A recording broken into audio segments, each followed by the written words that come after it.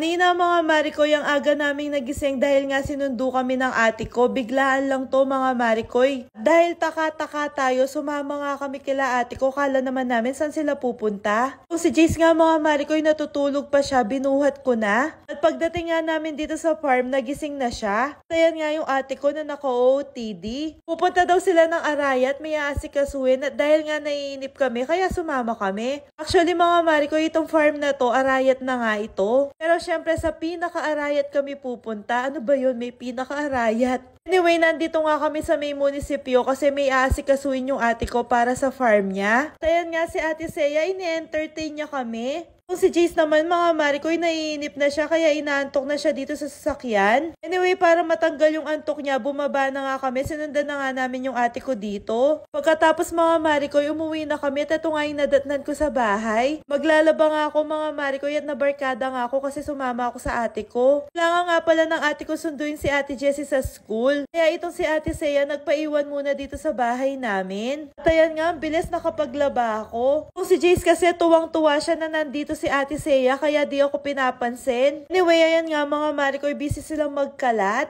Nagluluto-lutuan daw si Ate Seya, siya daw yung mama ni Jace. Wait for ate! Ay, Diyos! Ligat na! Yung wait! Ate, uwi ko natin!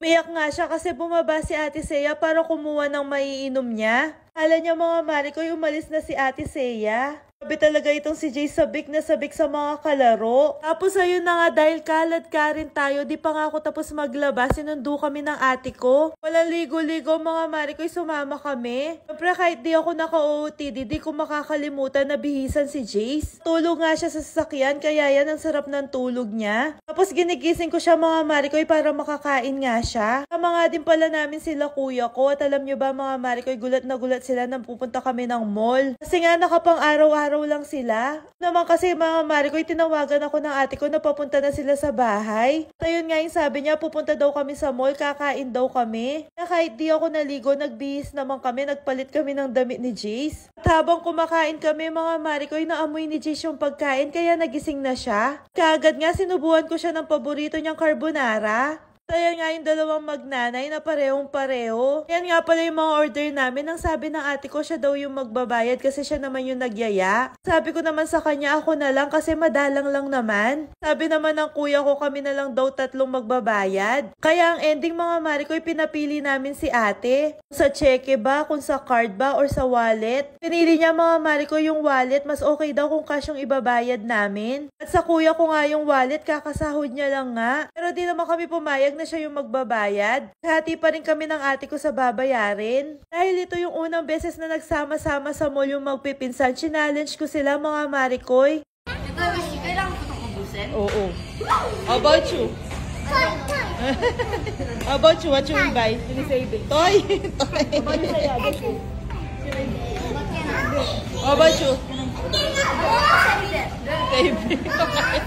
Kakilala pa nga sa amin at nagpa-picture, shoutout sa inyo. At eto na nga yung challenge mga Marikoy, binigyan ko silang tig 1,000 at ang sabi ko sa kanila, kailangan ubusin nila. Kailangan bilhin nila yung mga gusto nila, madalang lang naman to. Ngayon lang talaga ako nakakabawi sa mga pamangkin ko. At eto yung video na di ko alam sino nag-video nito, medyo nakakahilo. Kasi nga ang dami namin nagkakagulo yung mga bata kung ano yung pipiliin nila. Siyempre, di magpapahuli si Ate Seya, kaya namili na kagad siya. Sa kanya, siguraduhin niya yung bibilhin niya. Tapos itong si Jace mga Marikoy, di rin magpapakabog kahit wala siyang 1,000, namimili din siya. Binibigyan ko pa nga siya ng bear kasi nga nakakahiligan niya yung mga bear pero ayaw niya, ito yung gusto niya. Pili na nga si Ate Seya at Jace at itong si Ate Jessie wala siyang mapili kasi matanda na daw siya. Ito na naman si Ate Sky na tuwang-tuwa. Akala niya na naman mga Marikoy birthday niya. Ito nga mga Marikoy, malit lang yung pinili ni Jace at mura lang. Tapos tinawag nga pala ako ni Kuya Tenten kasi may napili siya. Tinatanong niya kung magkano. Sabi ko sa kanya mataas yung presyo at di kasya yung 1,000. Binalik niya na lang mga Marikoy. Ayan nga si Ate Sky na di pa tapos mamili. Tapos ayan nga si Ate Jessie, binabalik niya yung 1,000. Kasi wala naman daw siya nagustuhan dito. Tapos sinintay na lang namin matapos si Ate Sky mamili mga Marikoy. At ayan nga yung napili ni Ate Seya. Itong dalawang to wala silang napili mamili dito kasi matanda na daw sila. Cute ako sa mga to kaso ang mahal. Dati tinatanong ko talaga sa sarili ko kung may ginto ba tong mga to kasi ang mamahal. Masaya na nga si Ate Sky tapos na siya. Ang dami niyang napili. Alam ko nga mga Marikoy kulang yung 1,000 pero may sukli pa siya. Si Ate Seiya nga may sukli din siya kaya namili pa siya. Heto na, di pa talaga nagpakabog si Ate Sky, namili pa siya. At nung tinotal na nga yung mga napili niya mga Marikoy, may sukli pa rin siya sa 1,000. Like ko nga pala yung 1,000 kay Ate Jessie. Sabi ko sa kanya, punta na lang kami sa bookstore. Baka doon may magustuhan siya kasi mahilig din siya sa mga libro. Agad pumunta kami dito at dali-dali kaming pumasok. Pagpasok nga namin mga Marikoy, namili na si Ate Jessie. Siyempre, di magpapahuli si Jace, paboritong lugar niya to.